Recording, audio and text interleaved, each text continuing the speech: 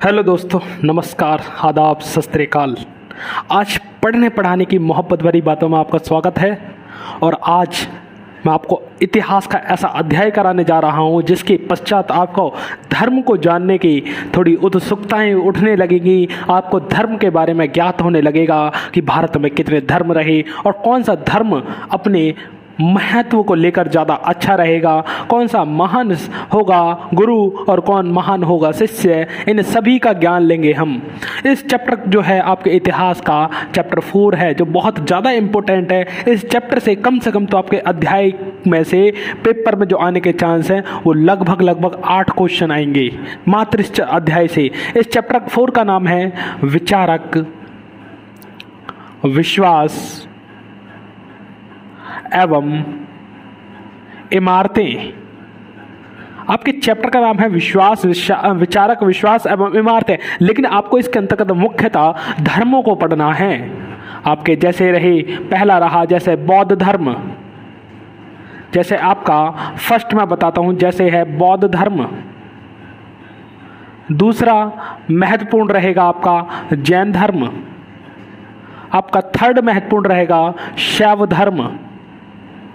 आपको आगे चलकर पढ़ना है इस्लाम धर्म। आपको और भी पढ़ना है यहाँ वैष्णव धर्म। ये इस प्रकार के आपको धर्मों का ज्ञान लेना है इस अध्याय चैप्टर 4 विचारक, विश्वास एवं इमारतें। ये आपका पेपर के लिहाज से बहुत ज़्यादा महत्वपूर्ण अध्याय है और इस अध्याय में आपको बहुत कुछ अध्ययन करना है भाई साहब। इसे अध्ययन करने के बाद आपको सत्य का आभास होने लगेगा, अपने अंदर के मन की व्यथाएं दूर होने लगेंगी। आपको लगने लगेगा कि वास्तव में धर्म है क्या। ये सब कुछ पता चलेगा इस अध्याय से आपको। ये अध्याय कोई साधारण अध्याय नहीं है। यह अध्याय आपके हृदय परिवर्तन का अध्याय है। हृदय परिवर्तन हम लेकर चले हैं। आपका चैप्टर फर्स्ट जो 4 है उसमें सबसे पहले हेडिंग डाल लीजिए बड़ी सी, जिसका नाम है अध्याय में आपके चैप्टर फर्स्ट मतलब टॉपिक फर्स्ट का बौद्ध धर्म। हेडिंग डाल लीजिए बौद्ध धर्म, बौद्ध धर्म। बौद्ध धर्म आपके चैप्टर की फर्स्ट हेडिंग है। कहता है बौद्ध धर्म की स्थापना किसके द्वारा की गई। तो हमें सबसे पहले याद रखना है जो बौद्ध धर्म की स्थापना की गई वो गौतम बुद्ध के द्वारा की गई। जो गौतम बुद्ध हैं उनके द्वारा की गई है बौद्ध धर्म की स्थापना। जो गौतम बुद्ध हैं इनके ही तो बचपन का नाम है सिद्धार्थ। गौतम बुद्ध जो थे इनके बचपन का नाम था सिद्धार्थ और इनका जन्म हुआ था 563 ईसा पूर्व में। इनका जो जन्म हुआ था 563 ईसा पूर्व में हुआ था। इनका जन्म हुआ कहाँ था तो आपको याद रखना है इनका जन्म हुआ है लुम्बिनी में। लुम्बिनी में भी पूछे लुम्बिनी ये कहाँ है तो ये नेपाल में पड़ता है। लुम्बिनी नेपाल के कपिल वस्तु में पड़ता है आपका लुम्बिनी। 563 ईसा पूर्व में जन्म हुआ है सिद्धार्थ का। और जब सिद्धार्थ का जन्म हुआ तो इनके पिता का नाम था, पिता जो थे इनका नाम था शुद्धोधन। जो इनके पिता हैं उनका नाम है शुद्धोधन। ये साक्यगढ़ से संबंधित थे। साक्यगढ़ के मुखिया थे शुद्धोधन। और इनकी जो माता थी इनका नाम था महामाया। लेकिन परंतु ये जन्म देते ही महामाया स्वर्ग से धार गई, यानी इनका स्वर्गवास हो गया। इसके बाद इनका जो लालन पालन किया गया, यानी कि जो इनकी उपमाता थी, इनकी उपमाता का नाम था प्रजापति गौतमी। इनकी जो उपमाता थी या इनकी मौसी थी इनका नाम था प्रजापति गौतमी। देखिए यहाँ से आप समझिए, देखिए गौतम बुद्ध का जन्म होगा 563 ईसा पूर्व में लुम्बिनी में होगा। लुम्बिनी आज नेपाल में पड़ता है। लुम्बिनी में इनका जब जन्म हुआ तो जन्म होते ही इनकी माता का स्वर्गवास हो गया। परंतु इनके पिता जो थे शुद्धोधन वो साक्यगढ़ के मुखिया थे, यानी उस समय ये राजा थे।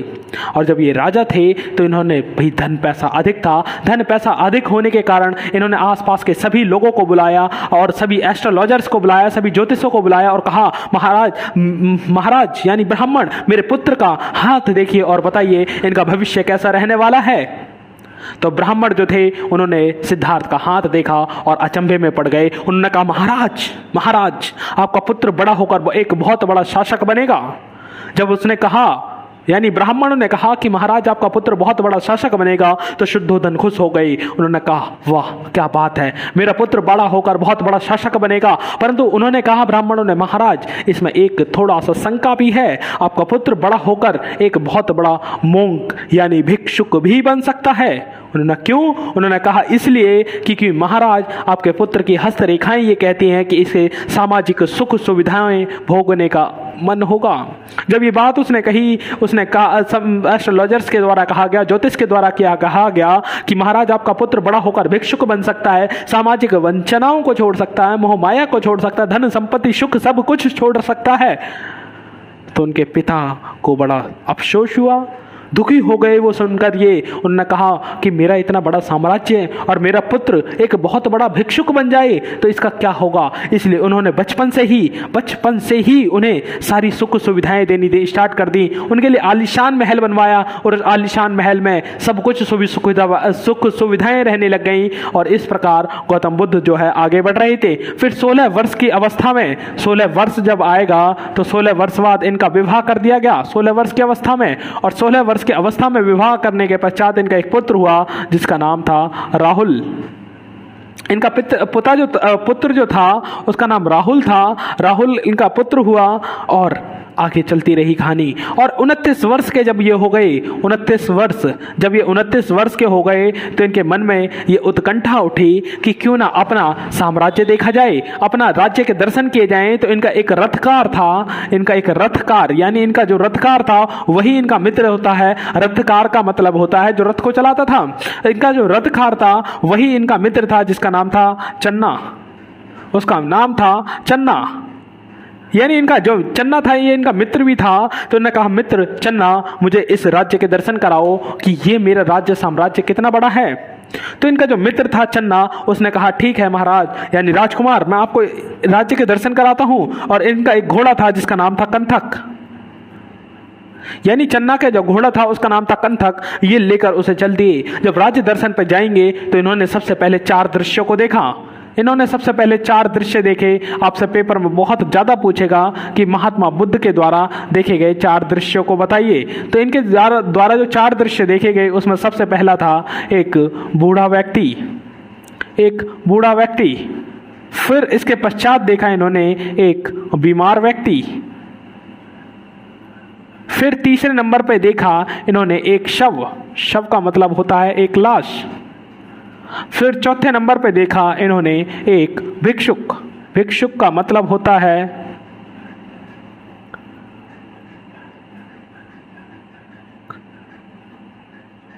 भिक्षुक का अर्थ होता है साधु, यानी जिसने सब कुछ अपना त्याग दिया हो उसे कहा जाता भिक्षुक। देखिए जो चन्ना था वो लेकर चल दिया और गौतम बुद्ध यानी जो सिद्धार्थ है उनकी आयु बहुत छोटी है। अभी जो सिद्धार्थ है उनकी आयु बहुत छोटी है, यानी 29 वर्ष है। अभी तक उन्होंने राज्य का दर्शन नहीं किया और उन्हें इतनी सुख सुविधाओं में रख दिया कि उनके पास ना कभी बूढ़ा व्यक्ति आया, ना कभी बीमार व्यक्ति आया, ना कभी शव देखा उन्होंने, ना आज तक कभी भिक्षुक को देखा। अब जब वो राज्य दर्शन पर गए तो उन्होंने सबसे पहले देखा एक बूढ़ा व्यक्ति देखा, तत्पश्चात उन्होंने एक बीमार व्यक्ति देखा और उसके पश्चात उन्होंने एक शव देखा। उन्होंने कहा मित्र चन्ना ये क्या है, मुझे कुछ समझ नहीं आ रहा, मुझे समझाओ मित्र चन्ना ये क्या दृश्य देख रहा हूं मैं, मुझे बिल्कुल भी समझ नहीं आ रहा। आज तक ना मैंने कभी बूढ़ा देखा है, ना कभी बीमार देखा है, ना ही कभी मैंने शव देखा। ये क्या है, ये लोग क्यों रो रहे हैं, इसके पीछे इतनी भीड़ क्यों है। जब चन्ना से वो इतने सवालों को पूछने लग गए तो चन्ना ने कहा मित्र मैं समझाता हूं। अर्थात अभी तक शुद्धोदन ने जितना बचा छुपा कर रखा था आज उस सब का भांडा फोड़ कर देगा ये चन्ना कहता है मित्र जो आप देख रहे हो यही तो जीवन का बड़ा सत्य है, यही जीवन का सबसे बड़ा सत्य है। एक दिन एक व्यक्ति बूढ़ा होता है, यानी जब व्यक्ति जन्म लेता है, जन्म लेने के पश्चात वह धीरे धीरे बड़ा होता है और धीरे बड़ा होते हुए अपनी शैशव अवस्था प्राप्त कर लेता है। शैशव अवस्था यानी जब वह 12 साल का हो जाता है उसके बाद वह टीन एज में पड़ जाता है, यानी किशोर अवस्था में पड़ जाता है। उसके पश्चात वह किशोर अवस्था प्राप्त कर लेता है। किशोर अवस्था प्राप्त करने के पश्चात धीरे धीरे वह यौवन होता चला जाता है और यंग हो जाता है, जवान हो जाता है। और जवान होने के पश्चात एक दिन वह बूढ़ा हो जाता है, यानी एक दिन उसकी अवस्था वृद्ध की हो जाती है। जब वह बूढ़ा पड़ जाता है तो आपको पता है जब कोई व्यक्ति बूढ़ा पड़ जाए तो उसे रोग बहुत जल्दी ही अपनी ओर आकर्षित, अपनी ओर ग्रसित करने लगते हैं। वह व्यक्ति बूढ़ा होकर बहुत जल्दी ही बीमार पड़ जाता है और बीमार पड़ने के पश्चात वो उसकी एक दिन मृत्यु हो जानी निश्चित है। यानी मित्र सिद्धार्थ आपके जीवन का सबसे बड़ा सत्य ही मृत्यु है। सिद्धार्थ इतनी बड़ी बात को समझ न सका, क्योंकि उसने आज तक न कभी बूढ़े को देखा, न कभी बीमार को देखा, न कभी आज तक उसने कभी सब देखा। जब उसने ये तीनों दृश्य देखे तो वह समझ नहीं पाया। उसने कहा, मित्र मुझे बिल्कुल भी समझ नहीं आ रहा है, मैं क्या देख रहा हूँ, मुझे बिल्कुल भी समझ नहीं आ रहा। उसने कहा, ये कौन है ये व्यक्ति जो जा रहा है, ये बड़ा खुश नजर आ रहा है, क्या इसे इन चीज़ों का दुख नहीं है? कहता है, महाराज राजकुमार, ये भिक्षुक है, भिक्षुक साधु है, ये साधु। चन्ना ने जब ये बात कही तो सिद्धार्थ को समझ ना आया भिक्षु को कौन होता है, साधु कौन है। उसने कहा, मतलब क्या है चन्ना, मुझे इसका मतलब समझाओ। चन्ना ने कहा, मित्र यह साधु है, इसने अपना धन संपत्ति माया मोह सब कुछ त्याग दिया है। इसने अपनी पत्नी, अपना महल, अपना राज, अपना पाठ, अपनी धन संपत्ति सब कुछ त्याग दिया है। इसे किसी भी मोह माया से मतलब ना रहा है। ये जीव दिन भर घूमता है, इसे एक कटोरा अगर भिक्षा मिल जाती है तो वही पेट भर के खा लेता है और उसी को आराम से पचा जाता है। जहां पहुंचता है, जहां संध्या हो जाती है, जहां दिन ढल जाता है, वहीं अपनी चद्दर बिछाकर बिस्तर का बना लेता है और वहीं सो जाता है। न इसे अच्छी नींद से मतलब, ना अच्छे बिस्तर से मतलब, ना अच्छे खान पान किसी से मतलब नहीं। इसने सब कुछ अपना त्याग दिया है। जब ये बात कही चन्ना ने सिद्धार्थ से, उसने कहा, मित्र ये केवल एक चीज को चाहता है, वह है ईश्वर। वह केवल सत्य की प्राप्ति करना चाहता है। जब ये बात सुनी सिद्धार्थ परेशान हो गए। उन्होंने कहा, मित्र अब मुझे राज्य दर्शन नहीं करना। वो जो राज्य दर्शन करने के लिए गए थे, उन्होंने कहा, मित्र मुझे राज्य दर्शन नहीं करना, अब मुझे मेरे महल ले चलो। अब महल में पहुंच गए हैं। अब जो महल अब तक उन्हें आराम दे रहा था, उन्हें सारी सुख सुविधाएं दे रहा था, आज वह महल काटने को दौड़ रहा है। जो सिद्धार्थ है उसे बिल्कुल भी महल में अच्छा नहीं लग रहा है। उसके मन में बस एक ही बात घूम रही है कि मैं भी एक दिन बूढ़ा होऊंगा, मैं भी एक दिन बीमार हो जाऊंगा और मेरी भी मृत्यु हो जाएगी, अर्थात मेरे जीवन का कोई लक्ष्य न रहा। मेरे जीवन का कोई लक्ष्य नहीं है। मेरा जीवन केवल इन अवस्थाओं को प्राप्त करके और एक दिन मृत्यु को प्राप्त कर जाना है। जब ये सवाल अपने आप से पूछने लग गए तो उनका जो आज राजशाही महल था वो इन्हें बिल्कुल भी नहीं भा रहा था और उनका मन केवल भिक्षुक बनने की ओर चल रहा था। यानी आज वह एस्ट्रोलॉजर की, वह ज्योतिष की बात सत्य होने वाली थी। उसने अपने 29 वर्ष की ही अवस्था में अपना घर छोड़ दिया। 29 वर्ष की अवस्था में ही घर छोड़ दिया। घर छोड़ने को कहते हैं उसने गृह त्याग कर दिया। 29 वर्ष की अवस्था में ही गृह त्याग कर दिया और गृह त्याग करने की इस घटना को कहा जाता है महाभिनिष्क्रमण। आपसे पूछेगा महाभिनिष्क्रमण किस घटना से संबंधित है, तो आपको याद रखना महाभिनिष्क्रमण गृह त्याग की घटना से संबंधित है। जब गौतम बुद्ध के द्वारा 29 वर्ष की अवस्था में गृह त्याग किया गया तो उसे कहा जाता है महाभिनिष्क्रमण। और उन्होंने गृह त्याग कर दिया और गृह त्याग करने के पश्चात वे एक वृक्ष के नीचे, जिसका नाम था बोधि वृक्ष, बोधि वृक्ष के नीचे तपस्या करने लग गए। और इस बोधि वृक्ष के नीचे ही उन्हें 6 वर्ष के पश्चात, यानी उन्हें 6 वर्ष के पश्चात ज्ञान की प्राप्ति हुई। यानी उन्हें 35 वर्ष की अवस्था में ज्ञान प्राप्त होता है और ज्ञान प्राप्त होने को कहा जाता है निर्वाण। निर्वाण का अर्थ है जिसने अपनी सारी इच्छाओं को नियंत्रित कर लिया हो, जिसने अपनी इंद्रियों पर नियंत्रण पा लिया हो, आज वह सत्य कोई प्राप्ति कर चुका है, उसे कहा जाता है निर्वाण। यानी जब किसी व्यक्ति को ज्ञान प्राप्त होगा तो उसे बौद्ध धर्म में निर्वाण कहा जाता है। तो 35 वर्ष की अवस्था में गौतम बुद्ध को निर्वाण प्राप्त हो गया। पूछता है ये निर्वाण कहाँ प्राप्त हुआ, तो ये हुआ था बोध गया में, जो आज आपका बिहार में बोध गया पड़ता है, गया के नाम से बहुत ज़्यादा फेमस है। उसमें वहीं हुआ था गौतम बुद्ध को ज्ञान की प्राप्ति। इन फटाफट इन सभी घटनाओं को लिखे एक बार मैं समाप्त करता हूँ। बौद्ध धर्म, गौतम बुद्ध के द्वारा बौद्ध धर्म की स्थापना की गई। इसका संबंध था सिद्धार्थ थे। गौतम बुद्ध का बचपन का नाम था सिद्धार्थ और सिद्धार्थ का जो जन्म हुआ 563 ईसा पूर्व में हुआ। 563 ईसा पूर्व में नेपाल के लुम्बिनी में हुआ था इनका जन्म। इनके पिता का नाम शुद्धोधन था जो साक्यगढ़ के मुखिया थे। इनकी माता जो थी उनका नाम महामाया था। महामाया जन्म देते के साथ ही इनका स्वर्ग से धार गई। इनका जो लालन पालन किया गया प्रजापति गौतमी के द्वारा किया गया, यही इनकी उपमाता थी। इन्होंने 29 वर्ष की अवस्था में ही अपने रथकार चन्ना के साथ ये राज्य के दर्शन पर जाते हैं और राज्य दर्शन करते हुए 4 दृश्यों को देखते हैं, एक बूढ़ा व्यक्ति, एक बीमार व्यक्ति, एक शव और एक भिक्षुक। उसके पश्चात ही 29 वर्ष की ही अवस्था में गृह त्याग कर देते हैं। इस गृह त्याग की घटना को कहा जाता है महाभिनिष्क्रमण। महाभिनिष्क्रमण के पश्चात इन्होंने एक वृक्ष के नीचे जाकर बैठकर ज्ञान प्राप्त करने लग गए और 6 वर्षों तक लगातार ज्ञान प्राप्त किया। 35 वर्ष के पश्चात इन्हें ज्ञान की प्राप्ति हो गई। उसको कहा गया निर्वाण, यानी ज्ञान प्राप्ति को कहा जाता है निर्वाण। और ये निर्वाण प्राप्त कहाँ हुआ? ये बोध गया में प्राप्त हुआ है। फटाफट इस चीज को लिखिए, फटाफट नोट डाउन कीजिए भाई। भाई ये बहुत ज़्यादा इंपॉर्टेंट है आपके एग्जाम के लिए।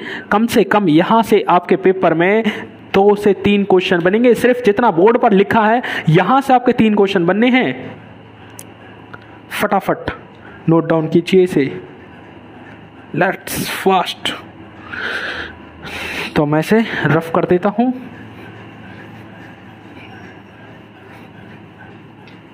ओह सॉरी,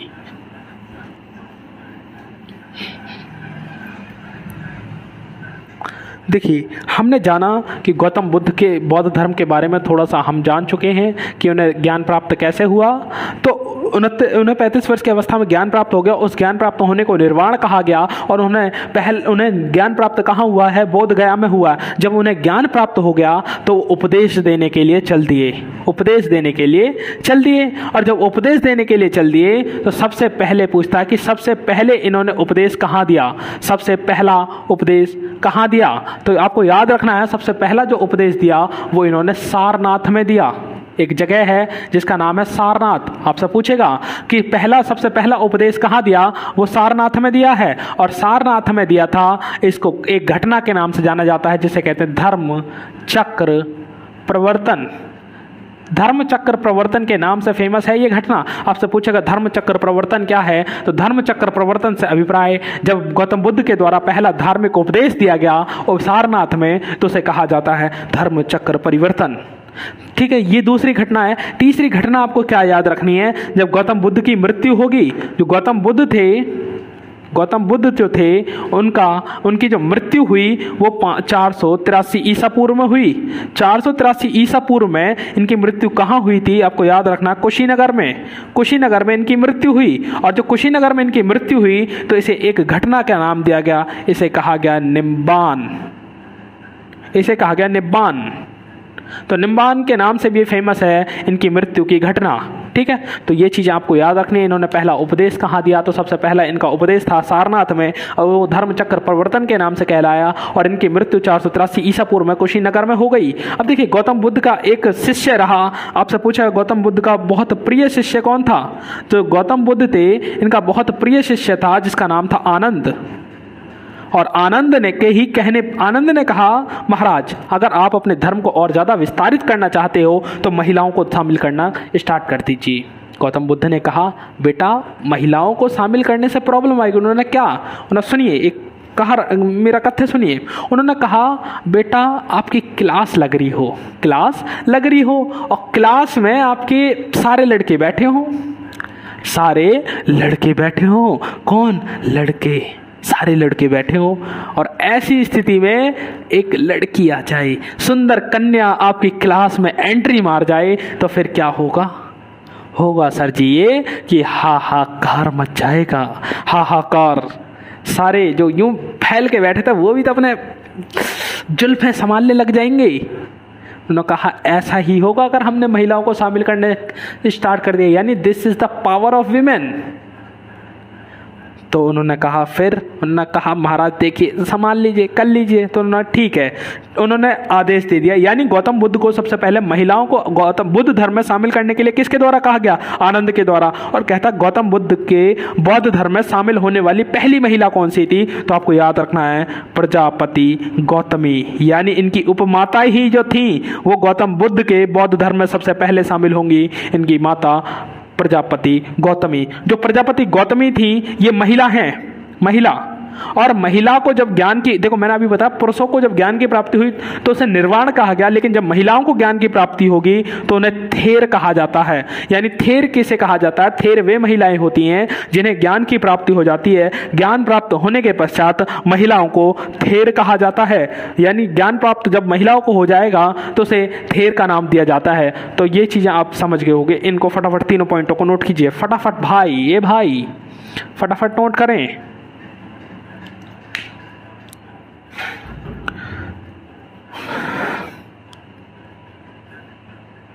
तो आपने नोट कर लिया होगा, I know. You are very intelligent guy. और आपको देखो पेपर में टॉप मारना है, 40 में 40 लाने हैं, तो ये काम करना होगा भाई। अगर आप चाहते हो ना 40 में से 40 लाने, आपको कुछ नहीं करना, मेरे साथ रह के बस आपको 3 काम करने हैं। पहला क्या? पहला तो मेरा आपको ये चैप्टर पढ़ना है, पहला नंबर ये आपको मेरा चैप्टर पढ़ना है। दूसरा क्या करना है, मेरे लगाए हुए क्वेश्चन जो मैं आपको समझाऊंगा क्लास में, वो सारे क्वेश्चन करने हैं। तीसरा काम क्या करना, मेरी टेस्ट सीरीज आएगी एक, उस टेस्ट सीरीज को आपको ज्वाइन करना है और उन टेस्टों को आंसर देने हैं। बस अगर आपने ये 3 स्टेप कर लिए तो आपके, मैं गारंटी दे रहा हूँ, आपके 40 नंबर पक्के हैं, 14 मार्क्स इन योर एग्जाम। मैं इस बात का दावा करता हूं कि आपके 40 में से एक भी क्वेश्चन नहीं रहेगा। बस आपको 3 काम मेरे साथ करने हैं। एक, मेरी क्लास लेनी है, दूसरे मेरी क्लास के क्वेश्चन अटेम्प्ट करने हैं, तीसरी मेरी टेस्ट सीरीज ज्वाइन करनी है। बस 3 काम है। और टेस्ट सीरीज ज्वाइन करने के लिए आप जो मेरे कॉन्टैक्ट नंबर है 9582361883, इस पर आपको ज्वाइन होना, व्हाट्सएप पर हाई करना है, मैं आपको टेस्ट सीरीज की लिंक भेज दूंगा। ठीक, बस ये 3 काम करने हैं आपको।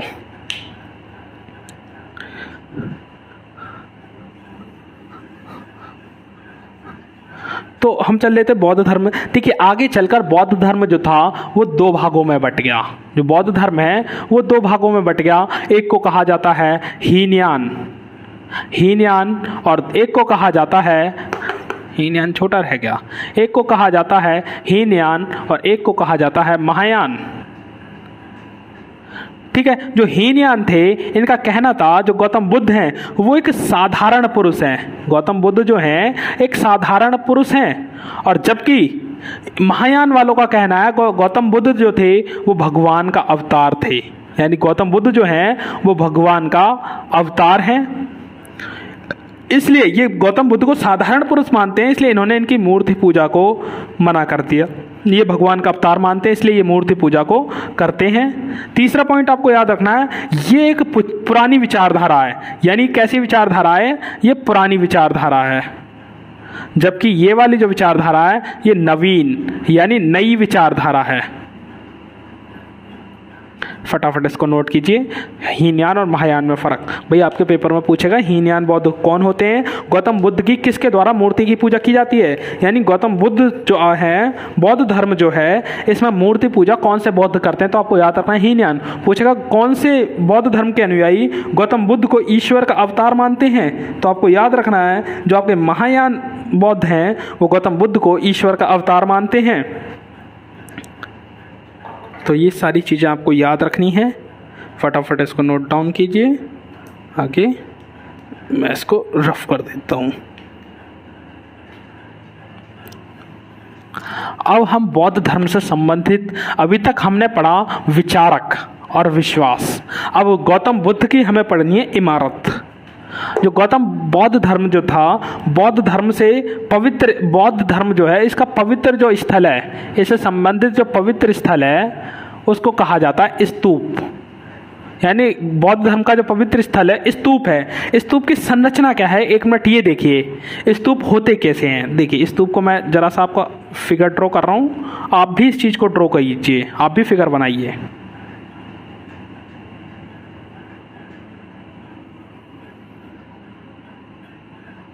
ठीक, कुछ इस प्रकार का देखो, ये अंडाकार है, इसे कहा जाता अंड। ठीक, यहां एक प्रकार की छज्जा सा है, इसे कहते हैं हम हर्मिका। ठीक, ये हर्मिका, इसके ऊपर एक लगी है छतरी, इसे कहते हैं हम छतरी।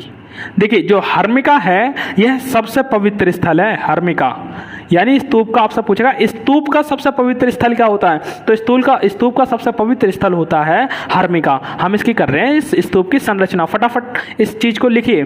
देखिए जो स्तूप होते हैं इनके चारों ओर होता है आपका स्तंभ, आपके ये होते हैं तोरण द्वार, कुछ इस प्रकार के ये होंगे। एक यहां हो जाता भाई, इस चीज को आप नोट कर लीजिए, मैं इसे मिटा रहा हूं।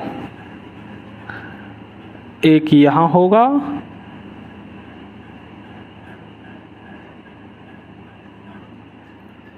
देखिए इमेजिन कीजिए, इमेजिन एक जो होगा वो इसके पीछे होगा, एक जो होगा तोरण द्वार वो इसके पीछे होगा, इसे कहते हैं तोरण द्वार। एक इसके पीछे होगा और एक जो होगा वो इसके आगे होगा। इस चीज को आप इमेजिन कीजिए भाई, ठीक। एक इसके आगे, एक पीछे, एक दाएं, एक बाएं, यानी चारों दिशाओं में स्तूप के एक चार पाया जाता है और इनके ऊपर होती है बहुत अच्छी चित्रकारी। यानी जो आपके स्तूप हैं इनके ऊपर बहुत अच्छे करके चित्र बनाए जाते हैं, बहुत ज़्यादा। हाथी, घोड़े, बैल, ईश्वर की मूर्तियां, ये सब इन तोरण द्वारों पर मिलती हैं। इसलिए जो आपके तोरण द्वार थे ये शुरू से यूरोपियों और फ्रांसीसियों के लिए आकर्षण का केंद्र रहेंगे। यानी इन तोरण द्वारों पर बहुत ज़्यादा नक्काशी है। इन तोरण द्वारों पर नक्काशी में आपको याद रखना है, एक स्त्री मिलती है जिसे कहते हैं साल भंजिका। साल भंजिका, मैं आपको इसकी तस्वीर दिखाऊंगा अभी, जब मैं आपके वो कराऊंगा, क्या बोलते हैं, चित्रों को करवाऊंगा, तब एक साल भंजिका नाम की पड़ेगी, वो तोरण द्वार पर मिलती है। यानी तोरण द्वार पर कुछ ऐसे करके लटकी हुई है वो स्त्री, आपको याद रखना है, हाथ से थाम रखा है। जो साल भंजिका थी वो ऐसा माना जाता है वो पवित्रता का प्रतीक थी, पवित्रता का प्रतीक। यानी उसके छू लेने मात्र से जिन पेड़ों पर फल नहीं आते थे उन पर फल आने स्टार्ट हो जाते थे, उसके छू लेने मात्र से जिन पर फूल नहीं आते थे उन पर फूल स्टार्ट हो जाते थे आने, उसे कहा जाता है साल भंजिका। यानी इसकी मूर्ति मिलती है। यानी इस प्रकार का है आपका तोरण, ये आपका स्तूप। इसके देखो, इसके चारों तरफ तोरण द्वार खड़े होते हैं। ये एक विशेष प्रकार का अंड है। इसके जो एक ये है, इसे हर्मिका कहते हैं, ये सबसे पवित्र स्थान है। इसके ऊपर एक छतरी है, इसके चारों तरफ स्तूप मिलते हैं और इन स्तूपों पर बहुत अच्छी करके नक्काशी की जाती है। और मैं बताऊं आपको, ये स्तूप जो है इसकी जानवरों से रक्षा करने के लिए क्या होता है, इसके चारों ओर यानी इस प्रकार की बाड़ लगा दी जाती है। इसके चारों ओर लगा दिया हमने यूं करके, ये तो है डंडे अभी लगा रहा हूं मैं आपके, देखो ये लगा दिया कुछ ऐसे करके, और लगाने के पश्चात इसके चारों तरफ यूं करके इसके बाउंड्री बना दी, जिससे ये दिखाई भी देता रहे और क्या हो, इसके आसपास कोई भटक भी ना सके।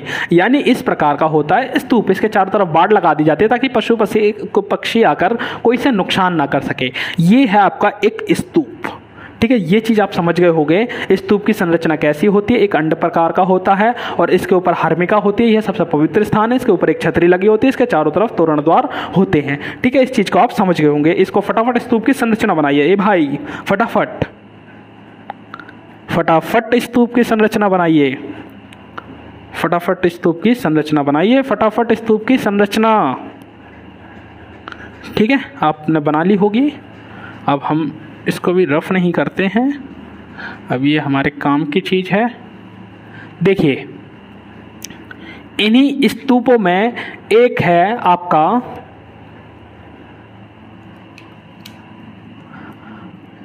अमरावती का स्तूप, एक है अमरावती का स्तूप। हेडिंग डालिए आपके उसमें कॉपी में, अमरावती का स्तूप। जो अमरावती की स्तूप था इसकी खोज मानी जाती है 1796 के आसपास। जो 1796 की बात है, यहाँ का एक शासक था, उसने गड्ढा खुदवाना स्टार्ट करवाया, कहा जाता मंदिर बनवाने के लिए उसे मट्टी वट्टी की जरूरत थी, तो उसने गड्ढा खुदवाना स्टार्ट करा और गड्ढा खुदवाने के पश्चात उसे एक स्तूप की प्राप्ति हुई जिसे कहते हैं अमरावती का स्तूप। जो अमरावती का स्तूप था वो उस समय गुंटूर में था, गुंटूर, और जो गुंटूर था उस समय आंध्र प्रदेश में पड़ता है। जो आपका गुंटूर है वो आपका आंध्र प्रदेश में पड़ता है, वहाँ पर मिला। अब ये जो अमरावती का स्तूप था ये बहुत ज़्यादा बुरी हालत में पाया गया, बहुत ज़्यादा। हुआ क्या, इसी समय कॉलिन मैकेंजी भी आया है। देखिए कॉलिन मैकेंजी भी इसी समय आया है, आपका कॉलिन मैकेंजी भी इसी समय आया। ऐसा हुआ ये स्तूप जो था बहुत टूटी फूटी हालत में मिला।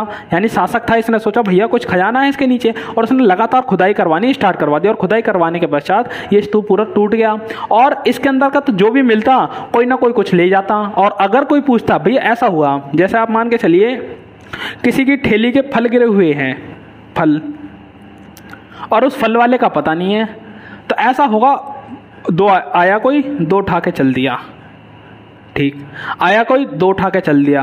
अब एक सीधे साधे बंदे ने कहा, अरे यार क्यों उठा रहे हो? ना सारे ले जा रहे हैं तब प्रॉब्लम नहीं है, मैं ले जा रहा हूँ तो बहुत प्रॉब्लम आ रही है तुझे, हैं? मतलब वो ले गया उससे कोई दिक्कत नहीं थी, मैंने उठाया तो दिक्कत हो गई।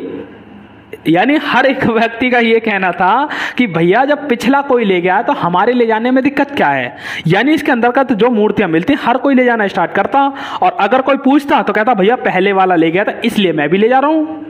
तो ये बातें कहने लगती। इसलिए और इस समय लोगों को स्तूपों के बारे में ज्ञान नहीं था, ये कितनी पुरानी वस्तुएं हैं या कितना प्राचीन स्थल है, इसके बारे में कोई नॉलेज नहीं थी। इसलिए जो स्तूप था अमरावती का स्तूप, वो पूर्णतः नष्ट हो गया, यानी ये स्तूप जो था पूरी तरह खत्म हो गया, ये केवल खंडर के रूप में रह गया।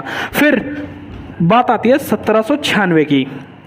देखो अगली बात आती है, सॉरी 1796 की तो बात है, 1818 की बात। 1818 में सांची के स्तूप को मिलता है, 1800 सांची का स्तूप मिलता है आपका 1818 में। 1818 में सांची का स्तूप मिलता है। सांची का स्तूप अच्छी हालत में था। जो इसका पीछे वाला स्तूप था वो एक गिरा हुआ था और बाकी 3 स्तूप इसके अवेलेबल थे, 3 स्तूप अवेलेबल थे सांची के स्तूप का। और जो सांची पड़ता है, आपको याद रखना है, ये भोपाल में पड़ता है। सांची जो है, सांची का स्तूप जो है वो भोपाल में पड़ता है, भोपाल में। अब इस समय भोपाल की जो शासक थी उसका नाम था सुल्तान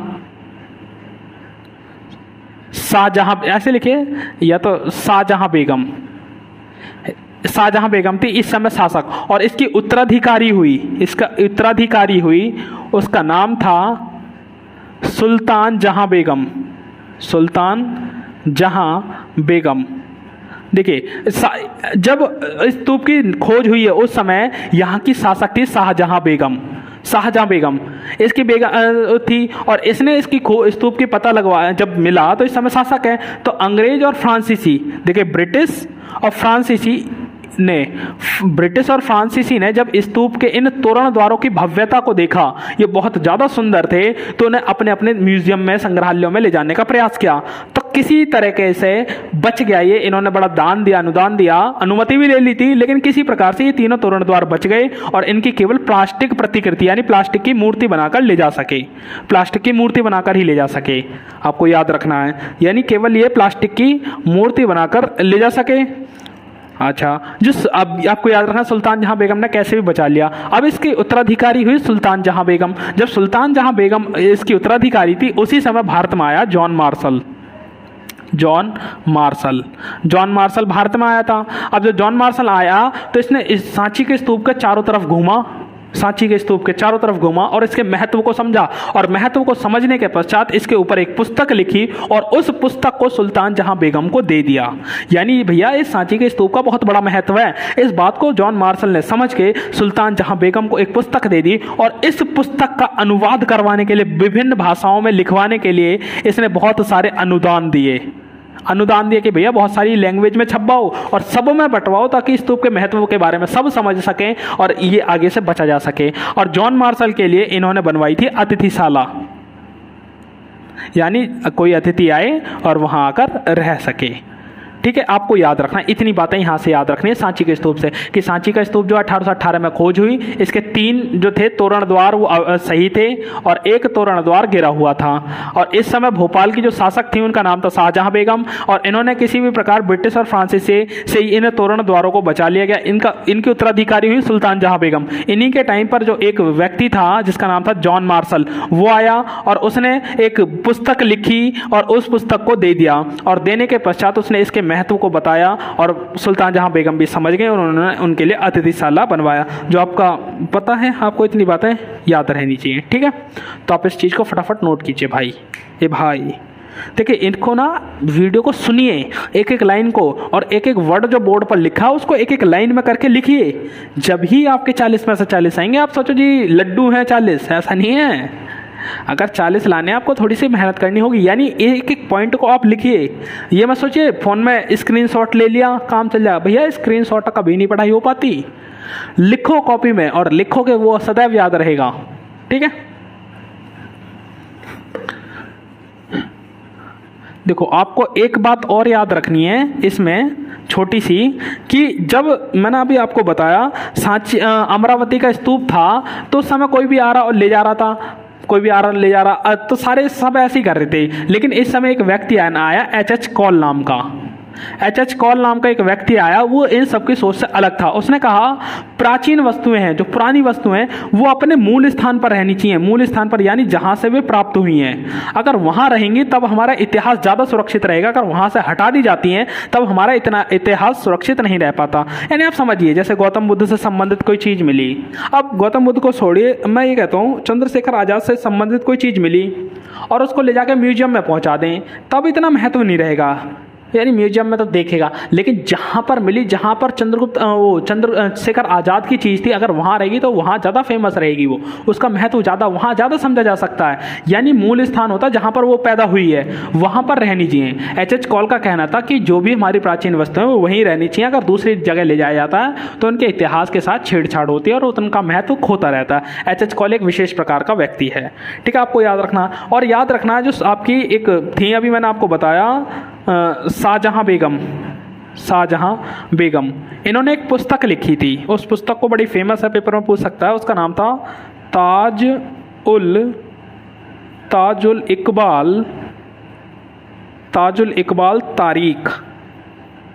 इस पुस्तक का नाम है ताजुल इकबाल तारीख भोपाल। इनकी आत्मकथा है, शाहजहां बेगम की आत्मकथा का मतलब बायोग्राफी, इनके जीवन से संबंधित है, ताजुल इकबाल तारीख भोपाल इसका नाम है, ठीक। और इसका नाम है, और ये जो है लिटरली अगर देखा जाए तो भोपाल के इतिहास पर महत्वपूर्ण है, भोपाल का इतिहास है पूरा इसमें, भोपाल का इतिहास। तो आपको याद रखना है कि शाहजहां बेगम के द्वारा एक पुस्तक लिखी गई अपने आत्मकथा ताजुल इकबाल तारीख भोपाल, आपको याद रखना है, ये भोपाल के इतिहास से संबंधित है।